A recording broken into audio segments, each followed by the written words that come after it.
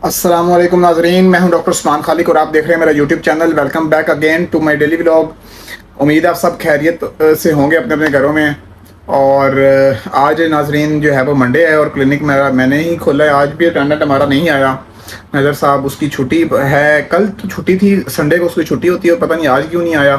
मैं पहले तो बड़ा आराम सुकून से आया, मैंने कहा चले उसने खोल लिया होगा, लेकिन जैसे ही पहुंचो जनाब आगे तो वो क्लिनिक था वो तो बंद पड़ा हुआ था। बहुत ही घबरा गया मैं।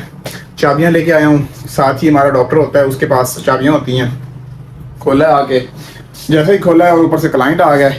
एक बिल्ला आया था दूसरे सिटी से, उसकी तकरीबन 11 ईयर, आप कहते हैं मोस्टली लोग कहते हैं 6 साल का बिल्ला हो गया है मरने वाला, उस 11 साल का था उसकी एज, ठीक है। और उन्होंने जो है वो उसकी ज़बान पकी हुई थी और मैंने देखा तो उसके जो टीथ थे वो बिल्कुल डिके थे, टूथ डिके हुआ हुआ था सारा। उन्होंने, मैंने कहा कि इसको स्केलिंग करवाएं इसकी, तो वो डर रहे थे कि एनेस्थीसिया देना पड़ेगा, तो स्केलिंग हम नहीं करवाते इसलिए। तो भाई ये तो ज़रूरी है, एनेस्थीसिया के साथ सेडेशन देनी पड़ती है, स्केलिंग, ये तो अपने आप को भी समझाने वाली बात है।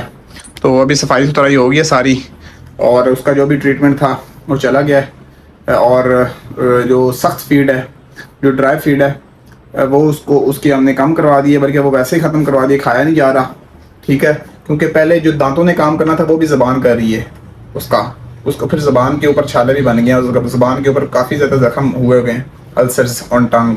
तो फिर हमने उसको सॉफ्ट फीड पे लगा दिया है, ठीक है। तो फिर उन्होंने चीज़ें ली हैं। उसके बाद फिर हमारे पास एक और भी बिल्ला आ गया है जो कि कल आया था जी, जॉन्डिस वाला, जॉन्डिस कैट है, जॉन्डिस उसको हुआ था, ठीक है। ये पड़ा हुआ है जी, और इसका ये है कि इसका भी ट्रीटमेंट चलेगा हमारे पास। तो ड्रिप लगनी है इसकी ड्रिप स्टार्ट करते हैं, साथ में इसकी ये मेडिकेशन भी आई हुई है, सिरप्स हैं कुछ, ये भी देने हैं। आपको पता ही है जो जॉन्डिस कैट होती है उसका जो ट्रीटमेंट जो है वो लेंथी चलता है, लॉन्ग ट्रीटमेंट है। लीवर बैठा हुआ है, इसकी कल ब्लड टेस्ट भी करवाएं, CBC LFT RFTs, और लीवर बिल्कुल ही उड़ा हुआ है।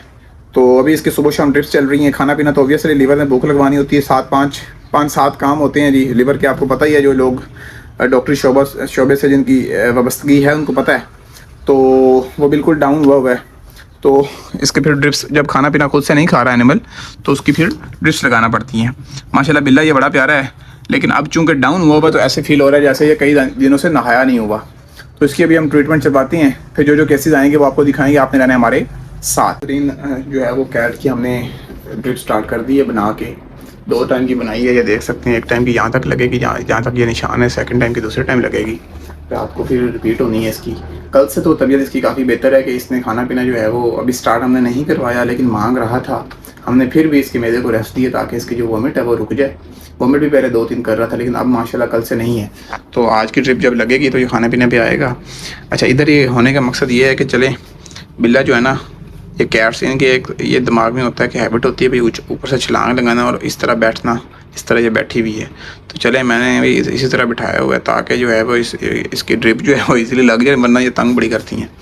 तो इसके जो था बिलीरुबिन काफ़ी ज़्यादा इंक्रीज़ हुआ है बॉडी में। तो कल टेस्ट आ गए हैं, इसके रिपोर्ट्स आ गई है।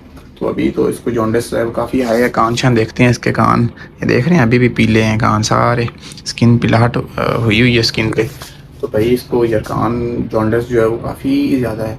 तो मे भी इसकी 3-4 दिन मज़ीद भी ड्रिप्स चलानी पड़े तो हम चलाएँगे, जिसमें हम लीवर टॉनिक्स वगैरह जो है वो डाले हुए हैं हमने। तो उम्मीद है बेहतर हो जाएगी। ये हमारे पास एक ग्रे कैट आई आज। इसका मसला ये था कि ये बहुत ही ज़्यादा अपने आप को ग्रूमिंग कर रही थी, क्योंकि इसको हीट लग रही थी, ठीक है, गर्मी लग रही थी, और इसके बाल भी ज़्यादा थे। जब ग्रूमिंग करते हैं तो बाल मुंह के अंदर चले जाते हैं काफ़ी ज़्यादा, और फिर हेयर बॉल वॉमिट करती हैं।